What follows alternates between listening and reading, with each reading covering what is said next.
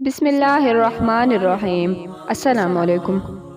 آج ہم آپ کو وہ واقعہ بتائیں گے کہ جس میں ایک صحابی رضی اللہ تعالیٰ عنہ نے دجال کو جزیرے پر جکڑے ہوئے دیکھا، اس سے بات کی اور اس واقعے کی خبر نبی کریم صلی اللہ علیہ وآلہ وسلم کو دی۔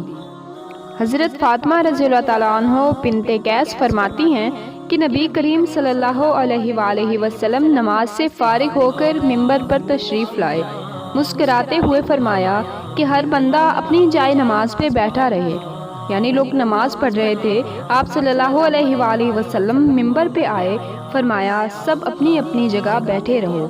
پھر فرمایا کیا تمہیں علم ہے کہ میں نے تمہیں کیوں جمع کیا، کیوں بٹھایا؟ لوگوں نے کہا اللہ اور اس کے رسول صلی اللہ علیہ وآلہ وسلم ہی بہتر جانتے ہیں۔ آپ صلی اللہ علیہ وآلہ وسلم نے فرمایا خدا کی قسم میں نے تمہیں ترغیب و ترہیب یعنی واضح ہدایت کی باتوں کے لیے جمع نہیں کیا، بلکہ اس لیے جمع کیا ہے کہ تمیم داری جو عیسائی تھا وہ میری بیعت کر کے دائرہ اسلام میں داخل ہو چکا ہے۔ اس نے مجھے مسیح دجال کے بارے میں ویسے ہی خبر دی ہے جیسی میں تمہیں دیا کرتا ہوں۔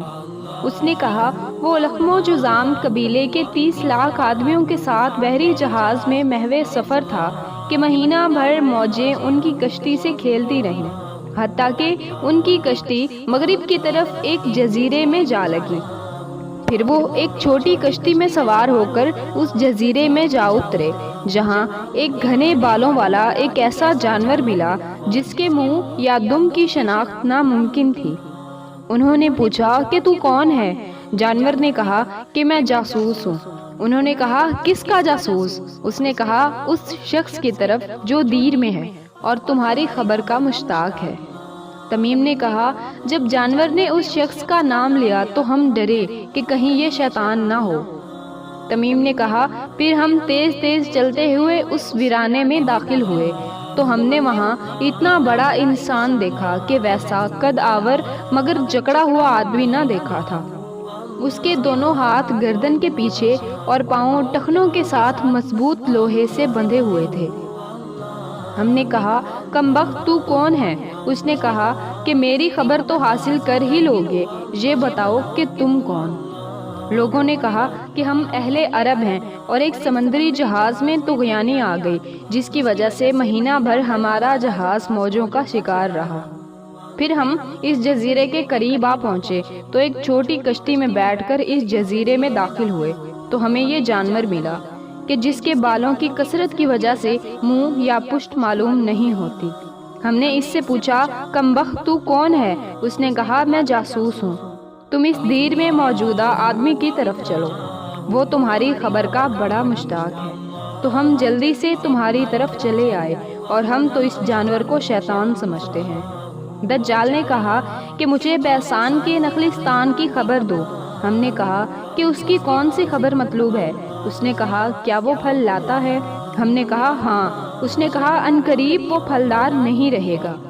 اچھا مجھے بحیرہ طبریہ کی خبر دو، کیا اس میں پانی رواں ہے؟ ہم نے کہا کہ ہاں خوب رواں دواں ہے۔ اس نے کہا عنقریب وہ خشک ہو جائے گا۔ اس نے کہا مجھے ظہر یعنی شام کے ایک علاقے کے چشمے کے بارے میں بتاؤ، کیا اس میں پانی موجود ہے اور کیا لوگ اس کے پانی سے کھیتی باڑی کرتے ہیں؟ ہم نے کہا اس میں پانی بھی ہے اور لوگ اس کے پانی سے کھیتی باڑی بھی کر رہے ہیں۔ اس نے کہا مجھے عرب کے نبی کی خبر دو۔ ہم نے کہا کہ وہ مکہ سے ہجرت کر کے یثرب جا چکا ہے۔ اس نے کہا کیا اہل عرب نے اس سے لڑائی کی ہے؟ ہم نے کہا ہاں۔ اس نے کہا پھر نتیجہ کیا رہا؟ ہم نے کہا کہ وہ نبی اپنے گرد و پیش میں غالب آ چکا ہے۔ اس نے کہا کیا واقعی ایسا ہو چکا ہے؟ ہم نے کہا ہاں۔ اس نے کہا کہ لوگوں کے لیے اس کی اطاعت ہی بہتر ہے، اور میرے متعلق سنو میں مسیح دجال ہوں، اب عنقریب مجھے خروج کی اجازت دی جائے گی اور میں 40 دنوں میں پوری روئے زمین کو فتح کر ڈالوں گا، یعنی جب بھی نکلوں گا 40 دنوں میں ساری روئے زمین کو فتح کر لوں گا۔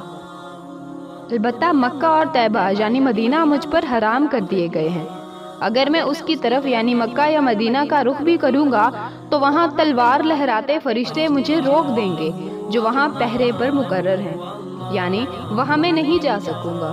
حضور صلی اللہ علیہ وآلہ وسلم نے اپنا عصا منبر پر 3 بار ٹکراتے ہوئے فرمایا، یہی طیبہ ہے اور وہ دجال ہے، کیا میں تمہیں اس کے بارے میں بتایا نہیں کرتا تھا؟ لوگوں نے کہا کیوں نہیں؟ پھر آپ صلی اللہ علیہ وآلہ وسلم نے فرمایا کہ مجھے تمیم کی بات اس لیے اچھی لگی کہ یہ میری اس خبر کے مشابہ ہے جو میں تمہیں دجال اور مکہ اور مدینہ کے بارے میں بتایا کرتا تھا۔ خبردار، وہ دجال دریائے شام میں یا دریائے یمن میں ہے نہیں، بلکہ وہ مشرق کی طرف ہے، وہ مشرق کی طرف ہے، وہ مشرق کی طرف ہے۔ آپ صلی اللہ علیہ وآلہ وسلم نے مشرق کی طرف اپنے ہاتھ سے بھی اشارہ کر کے فرمایا۔ حضرت حذیفہ رضی اللہ تعالیٰ عنہ فرماتے ہیں کہ رسول اللہ صلی اللہ علیہ وآلہ وسلم کے پاس دجال کا ذکر کیا گیا تو آپ صلی اللہ علیہ وآلہ وسلم نے فرمایا، فتنہ دجال کی بنسبت تمہارے باہمی فتنہ فساد کا مجھے زیادہ خوف ہے، یعنی اگرچہ قیامت تک اس سے بڑا کوئی فتنہ نہیں، لیکن مسلمانوں کی باہم یعنی آپس کی لڑائی دجال کے فتنے سے بھی زیادہ بڑی ہے۔ آپ صلی اللہ علیہ وآلہ وسلم نے فرمایا، جو شخص 3 حادثات کے موقعوں پر محفوظ رہا وہ نجات پا گیا۔ پہلا یعنی میری موت، یعنی آپ صلی اللہ علیہ وآلہ وسلم کے وفات کے موقع پر ثابت قدم رہا۔ دوسرا دجال، اور تیسرا دین حق پر قائم فیاض خلیفہ کا قتل۔ ان 3 مواقع پر جو شخص محفوظ رہا، جس نے اپنا آپ بچا لیا اور کوئی غلط رد عمل ظاہر نہیں کیا، وہ نجات پا گیا۔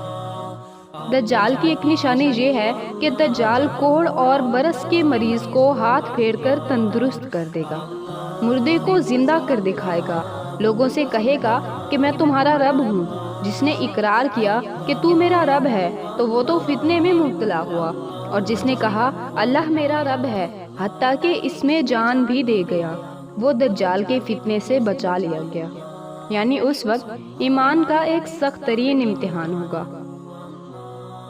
ان تمام احادیث اور آنے والی مشکل حالات سے نپٹنے کا تقاضا یہی ہے کہ ہم اپنا ایمان مضبوط بنائیں، اپنی تمام تر زندگی قرآن و سنت کے عین مطابق گزاریں، اور اپنے اہل خانہ اور خصوصی طور پر اپنی اولاد کو دین اسلام کا شعور دلائیں، اور ان کی تربیت اس ایسے نہایت اچھے اسلامی انداز سے کریں تاکہ وہ آنے والے ایمان کے مشکل ترین امتحان میں بھی کامیاب ہو سکیں، تاکہ وہ ہماری دنیا و آخرت کے لیے راحت کا سامان ہوں، نہ کہ ان کی تربیت میں ہم سستی کریں کہ وہ بھی مغربی طرز عمل کو اپناتے ہوئے ہمارے لیے عذاب کا باعث ہوں، اور خود بھی شیطان کے پیچھے چلتے چلتے جہنم میں جا گرے۔ اللہ تعالیٰ قرآن میں بار بار فرماتے ہیں کہ شیطان ہمارا کھلا دشمن ہے، اور یہ تو سب جانتے ہیں کہ وہ بڑا چال باز ہے اور انسان کو نقصان پہنچانے کا کوئی موقع ہاتھ سے جانے نہیں دیتا۔ اسی لیے ہمیں اب اپنی سست روی اور لاپرواہی کو چھوڑ کر اپنے پروردگار کی رسی کو مضبوطی سے تھامنا ہے، کیونکہ اب یہ دنیا تباہی کے دہانے پر کھڑی ہے۔ کہیں ایسا نہ ہو کہ ہم دھوکے کی اس دنیا کو حاصل کرتے کرتے اپنی آخرت کی ہمیشہ کی زندگی کو اپنے ہی ہاتھوں سے تباہ و برباد کر بیٹھیں، اور قیامت کے دن اپنے اعمال کے باعث آگ کے عذاب میں گھیر لیے جائیں۔ وما علینا الا البلاغ المبین۔